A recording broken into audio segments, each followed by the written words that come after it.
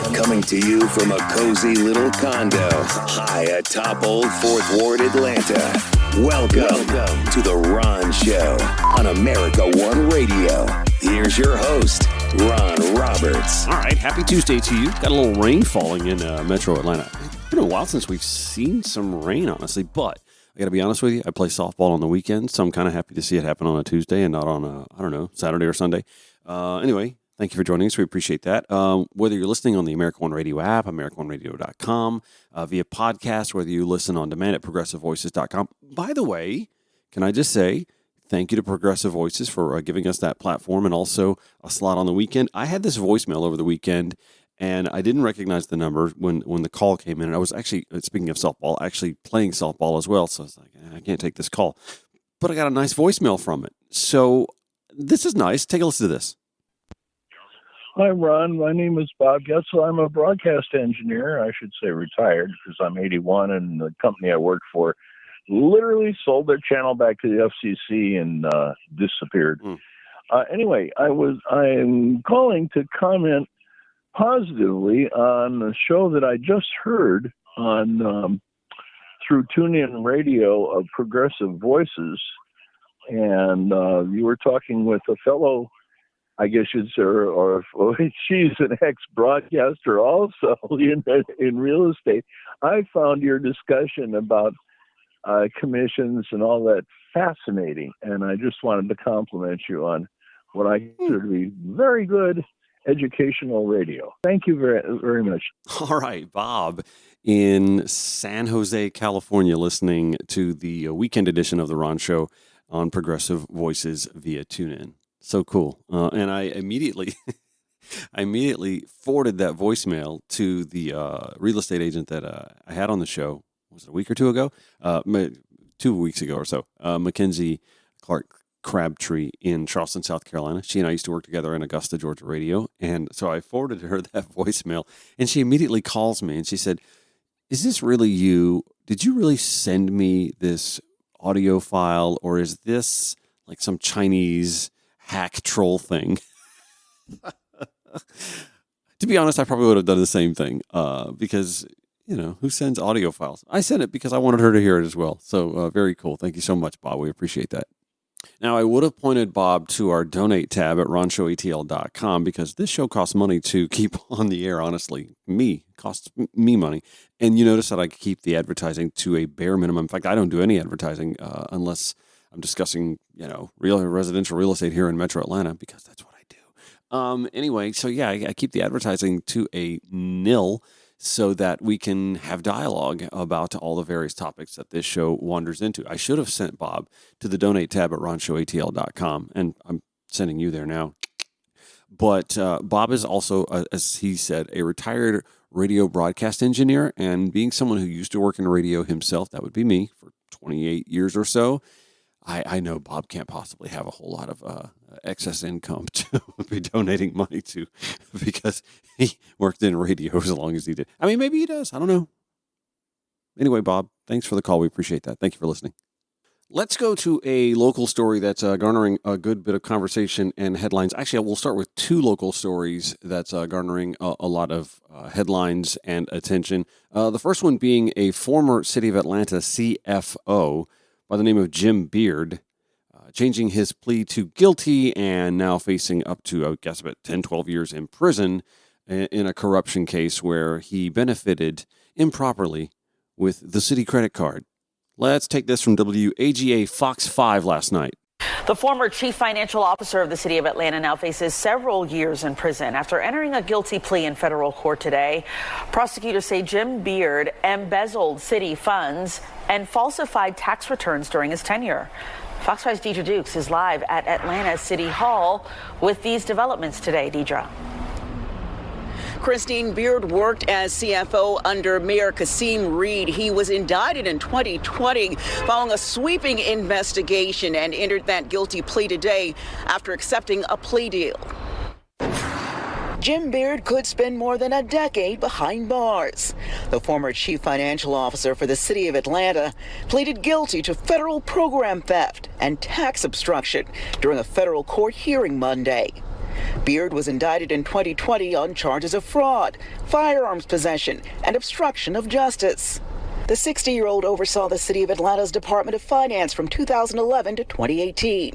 Prosecutors said evidence proved he abused his power for personal gain and falsified tax returns during his tenure. According to court documents from as early as 2015, Beard devised and executed a scheme to use his authority as CFO to obtain money and property from Atlanta for his own use, including to pay for thousands of dollars in personal travel expenses for himself, his family, and his travel companions. Federal prosecutors say Beard also embezzled funds to buy machine guns. Now, I don't know many CFOs. I do know actually one. What does a CFO need with machine guns? Actually, outside of military service, what does anybody need with machine guns? But we live in America. While CFO, Beard submitted a 2013 personal income tax return to the IRS, in which he claimed that he operated a personal business that incurred more than $33,500 in alleged losses in 2013. In 2015, while being audited, Beard provided to the IRS receipts for airfare and hotels that Beard falsely claimed were personal business expenses. The expenses were actually paid to Beard while working for the city and using his City of Atlanta credit card. And by the way, the Atlanta Journal-Constitution this morning pointing out just how corrupt that era was between 2010 and 2015. 9 defendants giving up the fight. Mitzi Bickers, the city's former director of human services, Adam Smith, the former chief procurement officer, and Katrina Taylor Parks, the former deputy chief of staff, all of whom admitted to accepting bribes. Contractors, Elvin E.R. Mitchell, Charles P. Richards Jr., Jeff Jafari, all of whom admitted to paying bribes to get city contracts. Kasim Reed, however, not on the list. Beard now awaiting sentencing after accepting a plea deal. And Beard could be sentenced to up to 13 years in prison. He is scheduled to be sentenced July 12th. In Atlanta, Deidre Dukes, Fox 5 News. I really have no commentary on that. It's just it's interesting to see someone who's so obviously guilty of doing something just taking a guilty plea and saying, yeah, you know what, I did that and I need to do time. How refreshing, right? There was this expose about 4 or 5 days ago, the Atlanta Journal-Constitution, diving into about a year-long research that they did on 9/11 calls throughout Metro Atlanta. And this is a series that they just rolled out here 5 days ago about 9/11 call time answers. And let me just pick up at this story. Last year in Atlanta, city of Atlanta, about 30% of emergency calls were put on hold for longer than the industry standard, which requires that nearly all calls be answered by a 911 operator within 20 seconds. Listen to this. Atlanta hasn't met that standard in 4 years. Now, bear in mind, 4 years ago, pandemic, okay? It continues. In Gwinnett County, the 911 center failed to meet the standard for a third of emergency calls in 2023, placing those callers on hold for more than 20 seconds. In DeKalb County, it's worse. About half of emergency calls took longer than 20 seconds to answer, according to county data. The AJC's investigation found that the problem worsened in recent years, reaching a dire level in some communities as the pandemic depleted the workforce in 911 centers and positions went unfilled. This left thousands of callers across the metro area on hold while in crisis. Next paragraph, the AJC interviewed dozens of people who shared their stories of getting placed on hold when they called 911 for help. They described feelings of terror and disbelief and a shattered trust of the emergency services system. The callers' stories included a church usher put on hold after watching a parishioner collapse and become non-responsive, a young woman attacked in a domestic violence dispute who called for help and got the automatic hold message from 911. By the way, I've gotten that. A partygoer held on the emergency line after a fellow guest had a seizure. The consequences of placing a 911 caller on hold can be dangerous, even deadly. This series should send chills down your spine. I will share it in today's show notes at ronshowatl.com, by the way. And by the way, because I do not believe that there's enough appreciation for hardworking journalists here, let's give credit here. Catherine Landergan, Stephanie Lamb at the Atlanta Journal-Constitution collaborating on this piece. And it's pretty shocking. Even if you're just one of those who you want to see the data, like perhaps in graphs, this graph is like really chilling. The biggest losers, I guess you would say, among them, DeKalb County, Gwinnett County, City of Atlanta, Fulton County, Even Alpharetta. Well, Alpharetta's close or almost close to the industry standard. The industry standard states that 95% of 911 calls should be answered within 20 seconds. And again, at DeKalb County, 53.7%. That is terrible. Gwinnett County, 65%. Atlanta, 71.1%. Fulton County, getting closer, 83.8%. And Alpharetta, just under the mark at 94.3%. 3 days ago, WAGA-TV Fox 5's Rob D'Orenzo covered a story on some changes being made at the DeKalb County 911 Center, by the way. Let's give him that. Well, should you ever have to call 911 for help here in DeKalb County, the call goes into this building behind me. But operators don't have a way right now of prioritizing serious and urgent emergency calls versus the less serious, say, animal control. The new director of the 911 Center hopes to change that. We can't change anything that occurred in the past, but what we can do is make sure we're implementing changes. Amid staffing shortages and tied-up phone lines, DeKalb's new 911 director, Karina Swain, says a new phone system will help them improve.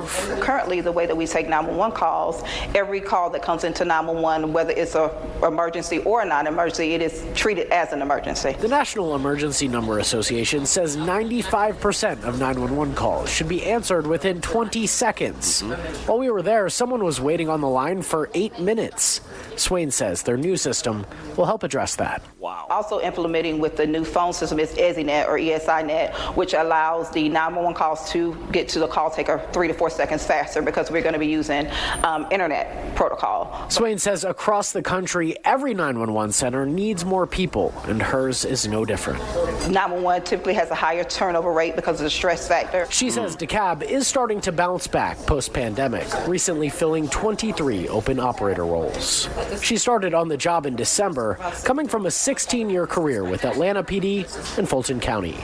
She says between people and equipment, she has her work cut out for her. Moving forward, let's see what we can do to improve. Let's make sure we have the technology there, make sure we're educating our public of when to call 911 and when not to call 911. And Swain wanted me to remind people, if you have to call 911, do not hang up because that call still exists in their system. And if you have to call back, you're in the back of the line.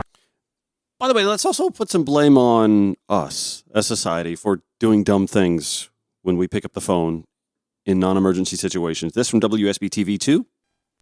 Police, they are dealing with an influx of non-emergency calls into the 911 center, and APD says those calls are tying up resources to deal with real emergency calls. Yes. Channel 2's Larry Sproul is live in Northwest Atlanta, and Larry, police say that this is a growing problem. And Candace, police say if you call the 911 center with non-emergency calls, then that can tie up resources and the phone lines as well. So if you have a real-life emergency, then that can possibly delay help getting to you. You trying to move pillows from one couch to another couch? Yeah. Fire and rescue don't provide those type of services. I'm sorry. No, that's not something you dial 911 for. This is 911. What's the address of your emergency? Yeah, you don't know what the score is, do you? The score to what, sir? I'm sorry? To what game? What game you trying to watch? These are just some of the most recent calls that the Atlanta 911 Center receives on a constant basis. But the problem is these calls are not emergency calls. Yes. We have a large number of calls that should not be received in the E911 center. Atlanta E911 Director Desiree Arnold says when they receive those calls into the 911 center, it affects everything. We receive multiple calls of just regular requests. Can you assist me with finding my keys? Things of that nature that tie our call center employees up, and then we're unable to get to other calls. Wait a minute. You can call 911 when you lose your keys? Okay, I digress. Yeah, not smart. But I will say this. There also needs to be, I think, a bit more of an educational push, an informative push about the non-emergency options that exist throughout not just Metro Atlanta, but throughout the country. Whether you call 311, what do you call 311 for? What do you call 211 for? What do you call 511 for? There are other 11 options. There are other non-emergency options, and maybe from just a national perspective on down, we need to get together on what those non-emergency options are. Does that make sense? I mean, for an example, in Atlanta, 311 is their primary phone number for government information, non-emergency services, and it connects callers with those local services. But 311 in Atlanta may not be the same if you live in another part of the state or another part of the country, and you've moved to Atlanta and you don't know what that number is for the non-emergency, but I need to speak to someone about my neighbor's dog that's been barking for 5 hours and nobody's there. What do I do? That's not a 911 call necessarily, but in Atlanta, at least, it's a 311 call. What is it in Beaufort? What is it in Athens? What is it in Valdosta?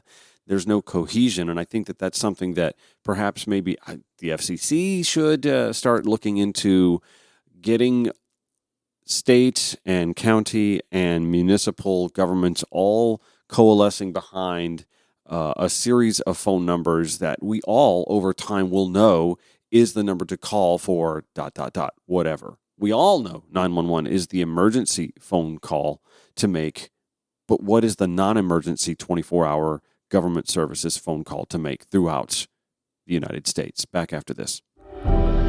Thank you so much, by the way, for listening to The Ron Show. Whether it's on the America One Radio app, AmericaOneRadio.com, the on-demand section at ProgressiveVoices.com, or via podcast on whatever podcast platform you choose, or if you just go old school and go to RonShowATL.com and listen directly from there, which, by the way, you can do. Thank you for doing that. Do appreciate that. Y'all remember during the Obama presidency? Boy, was that a good time or what? The Obama presidency, when Michelle Obama took it upon herself to speak to healthy eating and healthy food options, specifically with kids in mind. So the Associated Press's, what's her name? Janelle Aleccia yesterday put a story out that talks about how the Women, Infant, and Children WIC program now has broadened their rules to include more money for fruits and vegetables and food choices. This federal program helps pay for groceries for millions of low-income mothers and babies, mothers with babies and young kids. That these new rules are now going to emphasize that fruits, vegetables, whole grains are now an option for those mothers. The final rule change for the program known as WIC were announced Tuesday by the Food and Nutrition Service and will take effect within 2 years. Within 2 years? Why does this take so long? With some exceptions. As Janelle Aleccia writes, last updated a decade ago, the new WIC rules make permanent a bump in monthly cash vouchers for fruits and vegetables, something first enacted during the COVID-19 pandemic. Shoppers can also add canned fish. That's good. Fresh herbs, lactose-free milk to their carts, among other changes. The voucher piece will take effect in June, according to officials. The WIC program served an average of about 6.6 million low-income Americans a month in 2023 at a cost of a little more than $7 billion. It's designed to supplement the food budgets for pregnant, nursing, and postpartum women, as well as to feed babies and young kids up to age 5. That's done by providing vouchers to mothers and children who qualify, and specifically listing the amount and types of food they can buy. Honestly, we don't talk enough, in my opinion anyway, about food deserts. And these are not just urban issues. These are rural issues as well. When a dollar store, and I'm not going to just say Dollar General or Family Dollar, but in fact, I see this in Old Fourth Ward. I live in an area that if you don't have reliable transportation, I guess you could say that I actually live in a food desert. Although, like I said, it's a walk, but it's a healthy walk to go get groceries at a Kroger nearby me. But there is a dollar store that is just a few blocks down the road on Boulevard that has since closed, I think 2 months ago. And it was not a reliable grocery option. You weren't going to go in there and get fresh fruits and vegetables, although I would like to see the dollar stores somehow incorporate that if possible. But nonetheless, the fresh fruits and vegetables options just weren't there.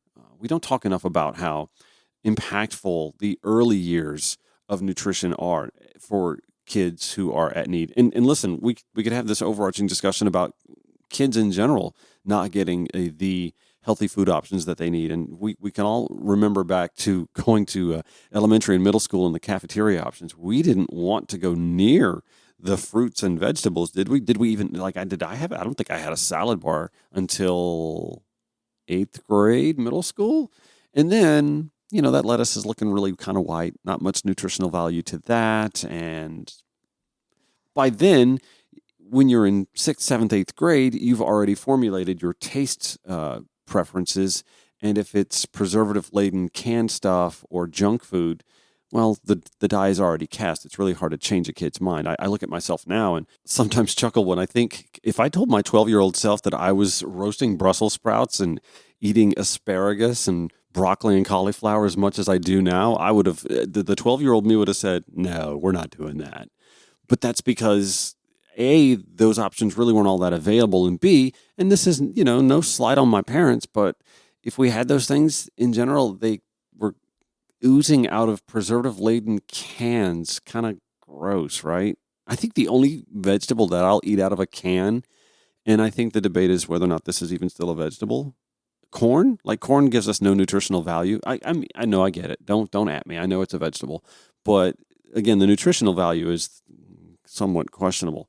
So, soups, yeah, out of the can, no problem. But corn, Anyway, I'm encouraged to see that the Women, Infant, and Children's Program is now accommodating mothers who don't have the money to spend on the fresh fruits and vegetables, but need to put those in front of their kids as healthier options. I'm glad to see that they are realizing that that is a necessity. Call or text The Ron Show anytime at 404-919-2725. The Ron Show on America One Radio.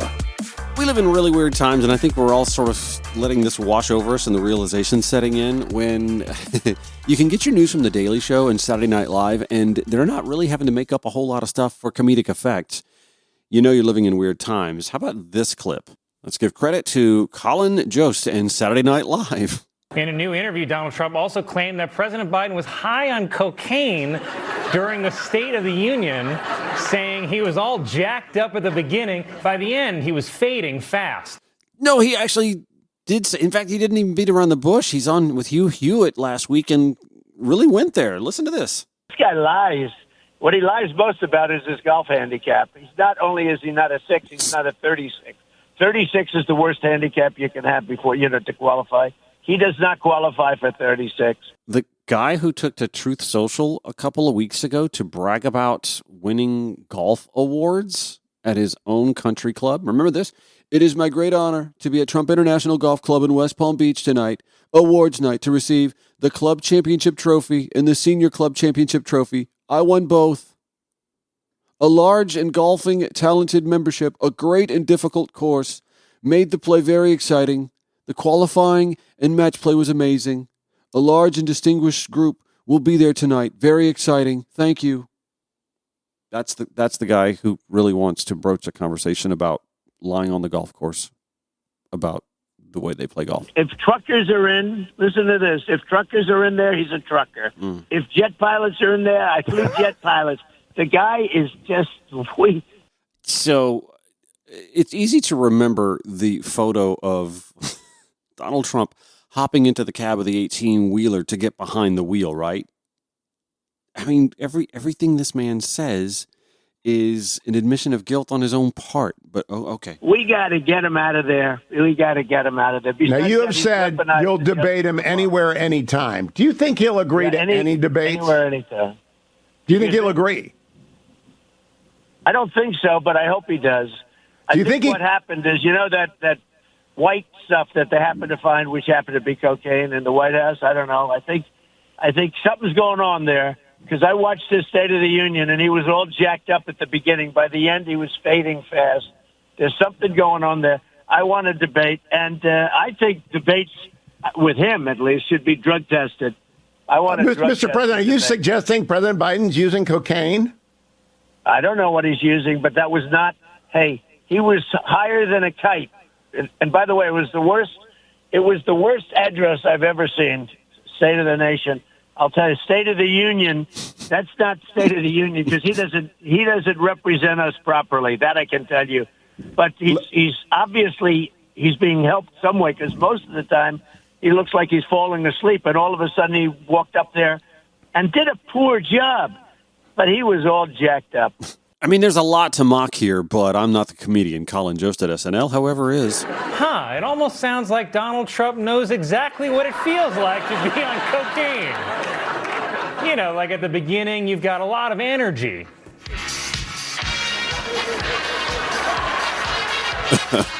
But then, by the end, you're fading fast. Just recently heard that Saudi Arabia and Russia will repeat. Senator Raphael Warnock, also not a comedian. However, he is a reverend. He knows a thing or two about the Bible. Unlike the former president, who, by the way, was hawking Bibles to help spruce up his campaign fund. Dana Bash on CNN with Reverend Senator Raphael Warnock to discuss Donald Trump and selling the Bible, like Mr. Haney on Green Acres. Remember that?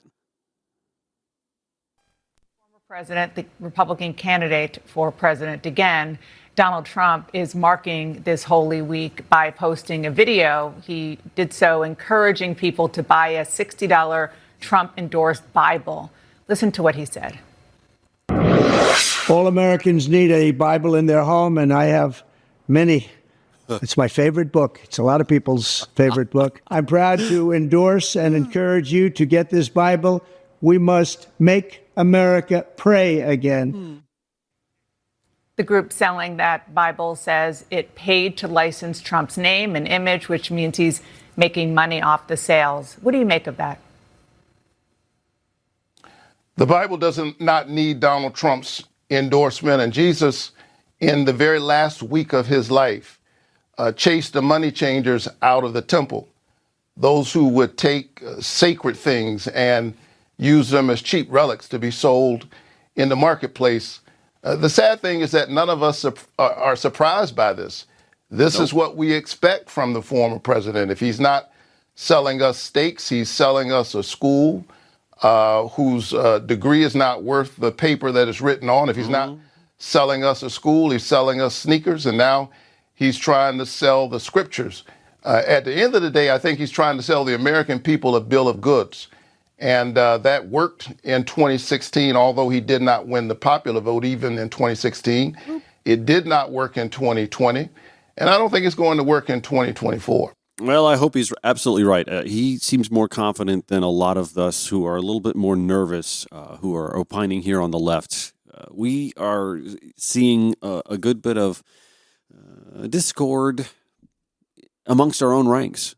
I mean, Jon Stewart, who, by the way, a Jewish American, like Bernie Sanders, like a friend of the show, Mal Hyman, who had visited Israel many times. Oh, and by the way, announced his candidacy for the 7th Congressional District in South Carolina, malhyman.com, if you would like to check him out. He's been on the show several times, also a Jewish American, and has been speaking to the atrocities in Gaza as well. Anyway, Jon Stewart last night on The Daily Show went in and really brought to light a lot of what I think fuels the animus from progressives and liberals on the left, especially younger voters who are sympathetic to the plight of the Gazans in the 6 months of the aftermath of October 7th. Let me let you listen to a little bit of that, and I'll chime in from time to time when I see the need.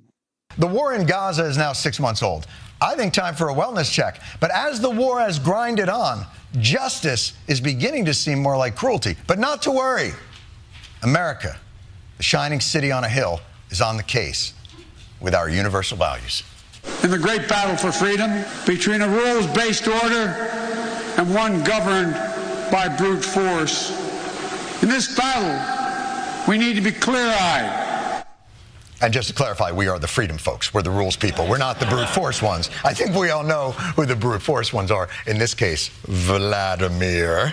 And know that America will call you out when you violate the basic tenets of humanity. And he offers a clip of Secretary of State Antony Blinken speaking about using famine as a tactic of war in Ukraine. Weaponizing food, using it as a tool, as a weapon in its war against Ukraine. It's unconscionable.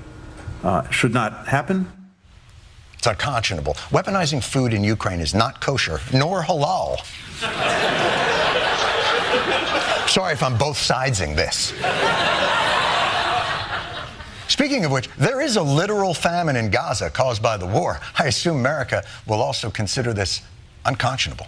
Biden White House spokesperson John Kirby. Absolutely, we're concerned about that. No question about it. How about the free press? Ordinarily, we are strongly in favor of free press.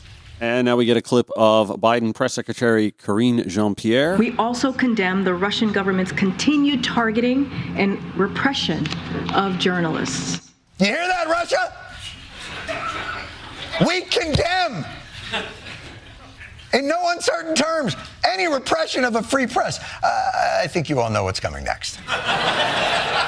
More journalists have been killed in Gaza in 6 months than anywhere else in the world, and a new Israeli law says they can ban media outlets they consider a threat.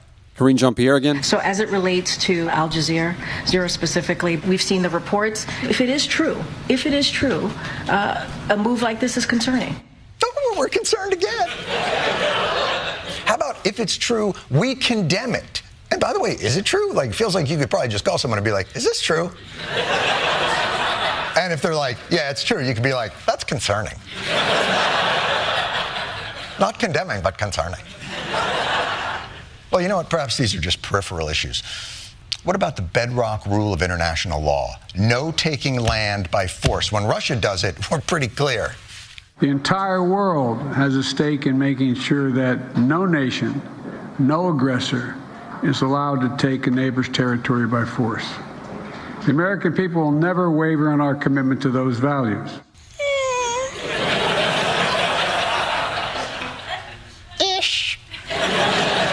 See, this is where Israel's actions get interesting. Because you might say Israel's war is different than Ukraine's. Israel's responding to an attack and a hostage crisis. But in the midst of that, they pulled a little something in the West Bank on March 22nd that might be notable.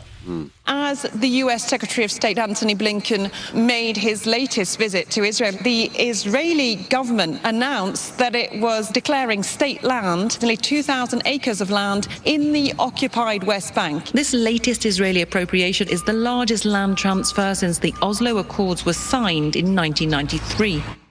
1993, and that's not even in Gaza, that's the West Bank. So you can't say it has anything to do with defending yourself against Hamas.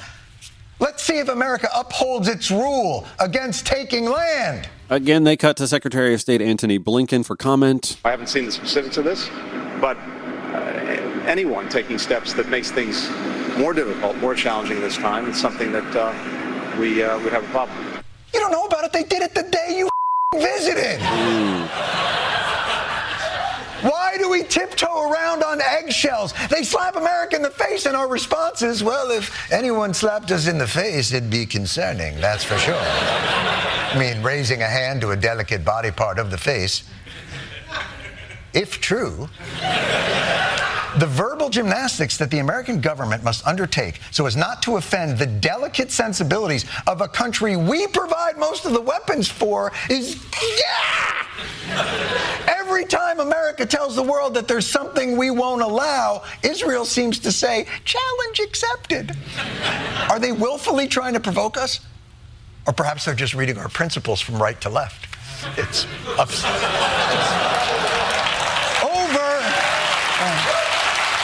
It's really, to be honest, it's kind of a bar mitzvah joke, but because again, I'm going to point out Jon Stewart is a Jewish American citizen, and we'll get to the polling on this in just a few minutes, but I just wanted to point out we're talking about another Jewish American voice here. Over 30,000 have died in Gaza since the war started. Some of them Hamas soldiers, 13,000 of them children. Our response. And now you're about to hear a bunch of John Kirby clips from November and December and January and February and earlier this month. Since the early hours, we've been urging our Israeli counterparts to act with as much precision as they can in their targeting. Our constant efforts to urge the Israelis to be as precise and careful as possible, we can still continue to urge Israel to be more careful and more precise. The need for the Israeli Defense Forces to act with precision. We continue to work with the Israelis to make sure that they are as precise as they can be. See, they're not listening. Have you tried synonyms for precision? We continue to stress to our Israeli counterparts that they be as discriminate and careful in their targeting as possible, be as cautious and deliberate and as careful as they can, to be more careful and more deliberate, be very deliberate in the most discreet, deliberate, careful, cautious way possible, the utmost care. And a special burden to be mindful. To be mindful? What is this, hot yoga? We just, we've seen the bombing, and we are urging Netanyahu to be present. What the are we doing here? The subtext of all this is America knows this is wrong. but it apparently doesn't seem to have the courage to say it in a straightforward manner. And this is where I go to a Gallup poll that came out last month that showed that Americans have shifted to wholeheartedly disapproving of Israel military action in Gaza. 55% disapprove, 36% approve. And by the way, in case you're wondering, because I was too, there's not even consensus within the Jewish American community. 62% of U.S. Jews say the way Israel is carrying out its war in Gaza is acceptable in that Pew Research poll that came out a month ago or so. Only 5% of American Muslims agree. America and Israel both know that you cannot bomb your way into safety. We learned that lesson in Iraq and Afghanistan. They learned it in southern Lebanon. They laid siege there, occupied the southern area for 20 years. All it did was birth and strengthen Hezbollah. And they're about to do it all over again, and we are letting them. Yep. Real friends take the keys, because friends don't let friends bomb that much. And after this recent week, with so much horror, perhaps America finally finds the need for a new approach with Israel, with more justice and less cruelty. The U.S. and Israel are closing in on what would be their largest weapons deal since the war in Gaza began. Well, I don't know about you, but if that's true, I find it concerning. See, this is going to be a major issue the longer this fight goes on over in the Middle East. You're going to deal with immigration's going to lag on the president. The Israel-Gaza situation is going to create, again, some lack of enthusiasm for his core base on the left to turn up and vote. We already have an advantage with a lack of enthusiasm on the right for their former, often indicted president. But now we're leveling the playing field the longer we continue to hem and haw on this issue. And everything I see on this tells me that there's no triangulation. You cannot nuance this and win over the voters who are saying they're not going to vote for, air quote, Genocide Joe. That's their term, not mine. But I actually think there is nuance. There is room for nuance by taking a harder approach at Israel with the atrocities and maintaining the Jewish American support, that 62% that still stands with Israel's actions. I think there is a way to provide some nuance and to maintain that core support within that faction. Thank you for listening so much. This is The Ron Show on the America One Radio app, AmericaOneRadio.com, or wherever you podcast.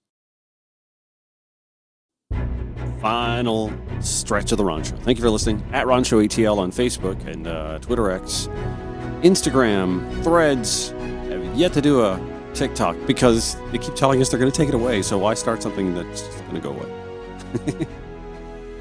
The eclipse yesterday. I mean, it kind of got a little darker, but not like, I don't know. For some reason, I expected it to get way darker than it did. The last time I was near totality for an eclipse, I lived in South Carolina, and it did get dark, like ooky, spooky, thunderstormy kind of dark. But yesterday was like, I feel like I was, I needed to rub my eyes because there was something. No, it was just interesting. But not all were pleased with the fact that we all took, an hour and a half or so out of our day to watch as it started to get a little darker. And then, well, did it get darker? And then it started getting a little brighter. And then, yeah, it's noticeably brighter. Not everybody was happy with the eclipse and the effects of this. Check this out from Fox News. A Fox News alert, a rare celestial event collides with a policy failure on the ground. The southern border will be directly in the path of totality today when the moon covers the sun for nearly 4 minutes. We are told that officials are bracing for higher traffic than usual, and that means a real opportunity for smugglers and cartels and migrants to come right in.